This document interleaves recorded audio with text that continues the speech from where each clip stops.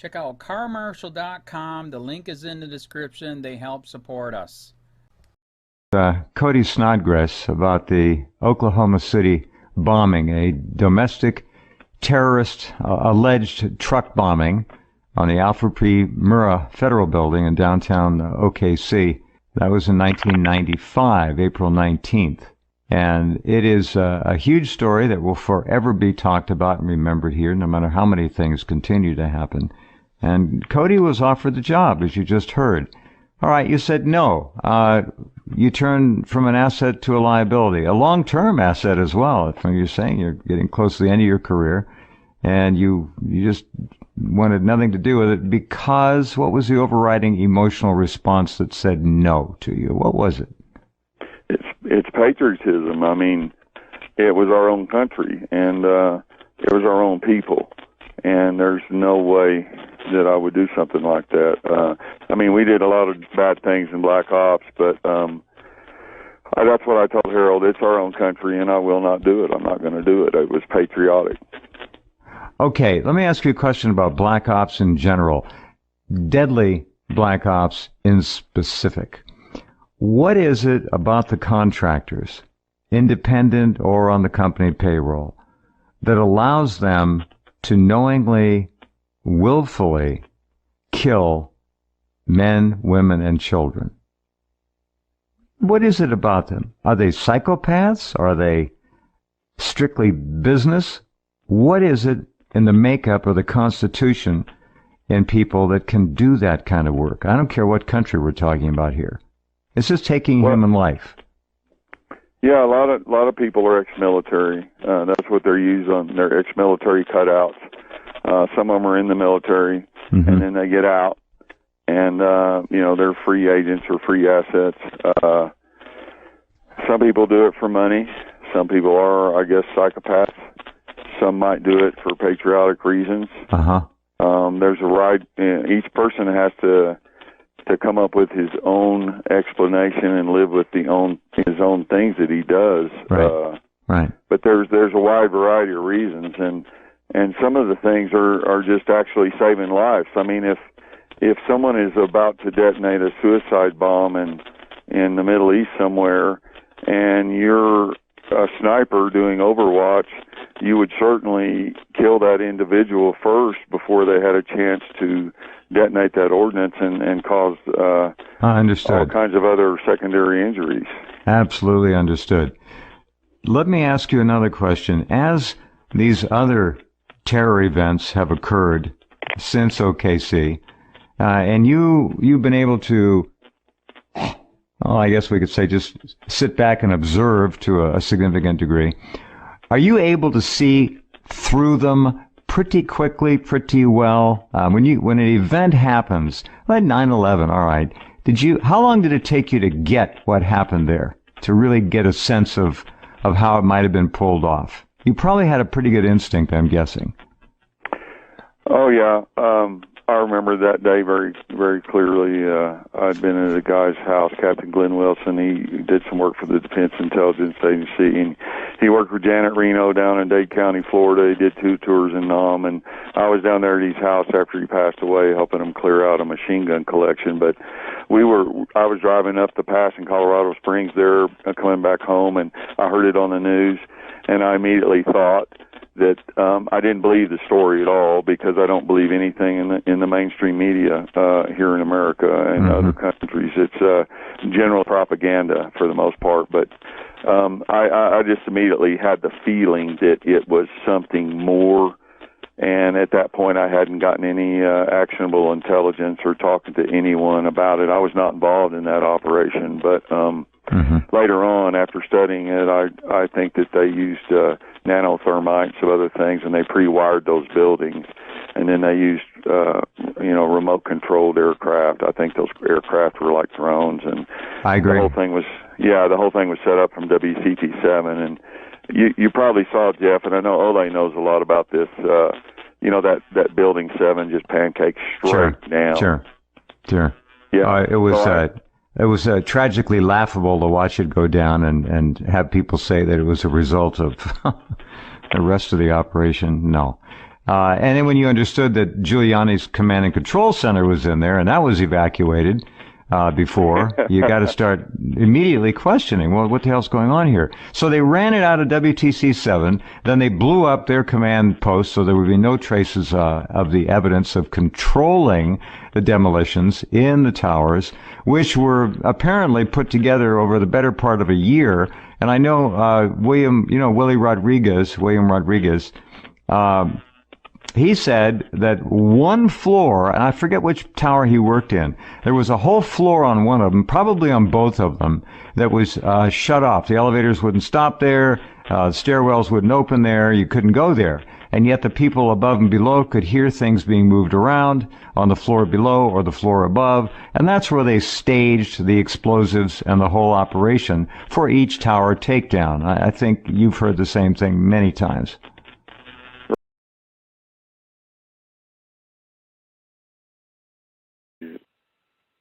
December 21st at 2:40 p.m. we were struck in a car accident. Both vehicles totaled, airbags deployed, going to the hospital. So all interviews and stuff were canceled.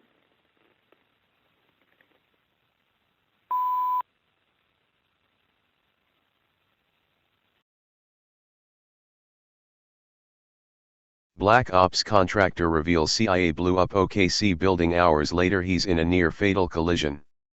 Only hours after a Black Ops contractor blew the whistle on an alleged $1 million offer to bomb the Murrah building in 1995, he was in a near-fatal car accident. By J. Sermopoulos, December 27, 2017.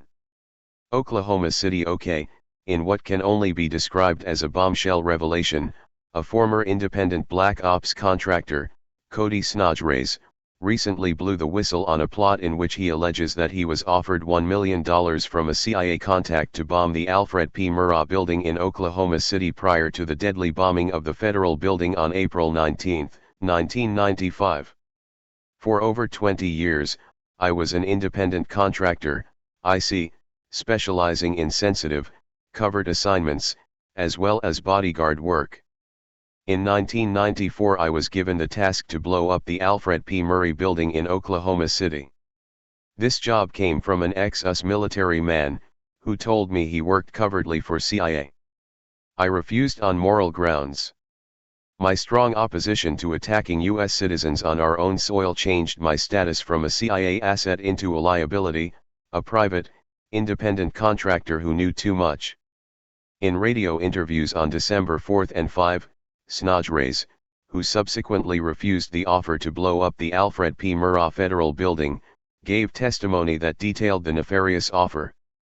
Ironically, Snodgrass was in a near-fatal car accident only hours after his whistle-blowing radio appearance, according to reports. Snodgrass left an audio message after the crash with further details.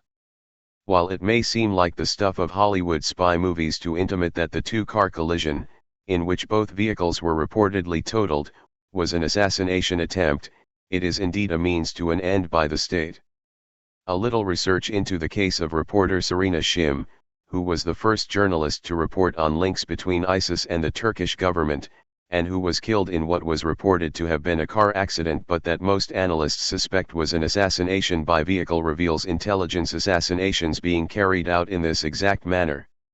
Advertisement. Read more. WikiLeaks issues ultimatum to CNN, air 1-hour expose on plot to defame Assange or be sued. During the interview, Snodgrass goes on to discuss both the Clintons and Bush's involvement in drug trafficking, Iran-Contra, and numerous other dastardly misdeeds undertaken by the federal government. Interestingly, Snodgrass stated that he waited for Hillary Clinton to be gone from the U.S. political scene before coming forward with the allegations. Please listen to the riveting interviews below. As TFTP has previously reported, Snodgrass had every reason to remain silent as another whistleblower, who was a cop, was silenced for his role in exposing the OKC bombing. Instead of being treated as the hero he truly was, Sergeant Terence Yaka was silenced by his own government in an effort to keep him from exposing their complicity in one of the largest mass murders in American history, which senselessly ended the lives of 168 people, including 19 children. According to his widow, instead of being showered with accolades by the U.S. government for his heroism, Yaka was killed, with his death being framed to look like a suicide, although a very poorly staged one, only days before receiving the police department's Medal of Valor for his heroic rescue efforts on day of the Oklahoma City bombing. On May 11, 1996, only days after his Yaka's death, the New York Times ran a story with the headline, "A policeman who rescued 4 in bombing kills himself." But the bold assertion that hero cop Sergeant Terence Yaka killed himself couldn't be further from the truth. Sergeant Yaka's body was found in a field in El Reno, OK, over a mile away from his abandoned vehicle. There was an extremely large amount of blood found in his vehicle. He had been bound, had rope burn on his neck, ligature marks on his wrists, numerous deep cuts, likely tortured and killed execution style with a single bullet that entered his right temple at a 45-degree angle. To top it off, no gun was found at the scene of his death until an FBI agent showed up and suspiciously found a gun in an already thoroughly searched area within 5 minutes of being there. Read more. Jeb Bush exposed as former covert CIA operative, linked to drug cartels and money laundering. The real story behind Yaka's death, as attested to by his ex-wife, Tonia Yaka, is that he witnessed things during his response to the bombing which did not agree with the official version of events being forwarded by law enforcement and national media at that time and began collecting evidence to support his contentions. In an interview on AM 1300 KAKC, in 1998, Tonia Yaka clearly exposes the reality underpinning the death of Terence Yaka. The extremely important interview with Tonia Yaka can be heard in the video below and begins at the 8-minute mark. Please watch.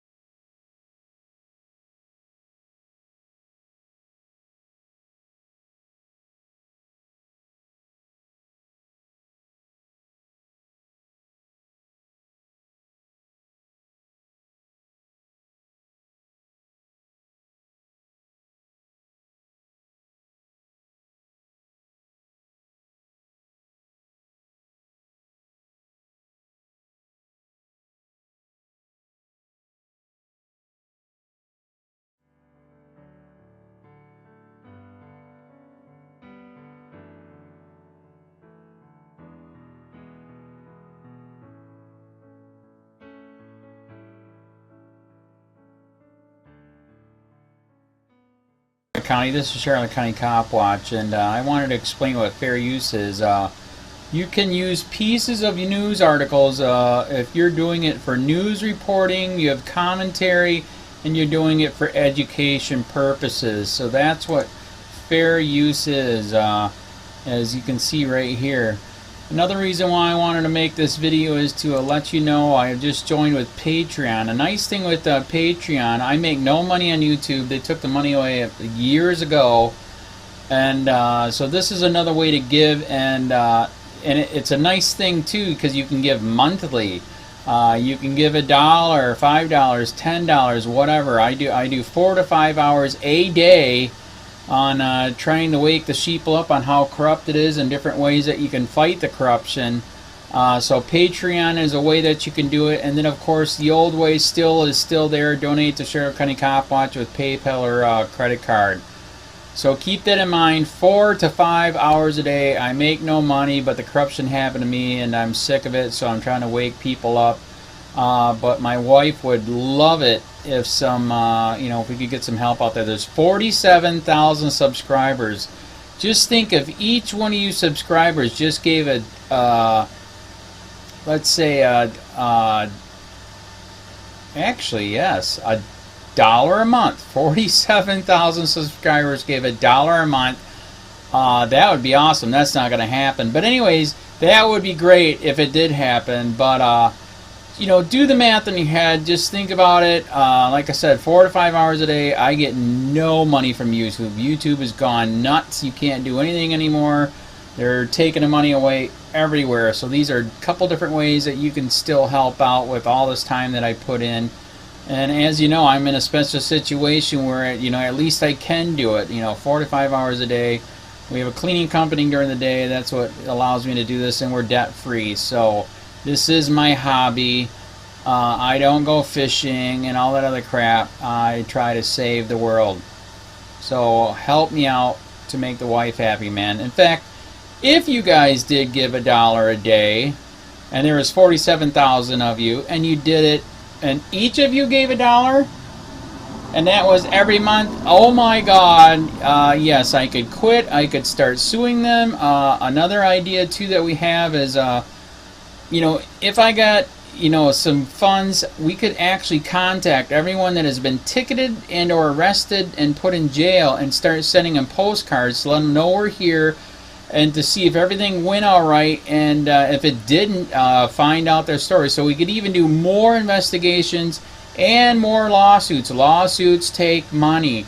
So just think about that. You know, 47,000 of you so far right now. You know, $1 a day. I mean, $1 a month on Patreon, or $5 a month Patreon, 10, 20, whatever.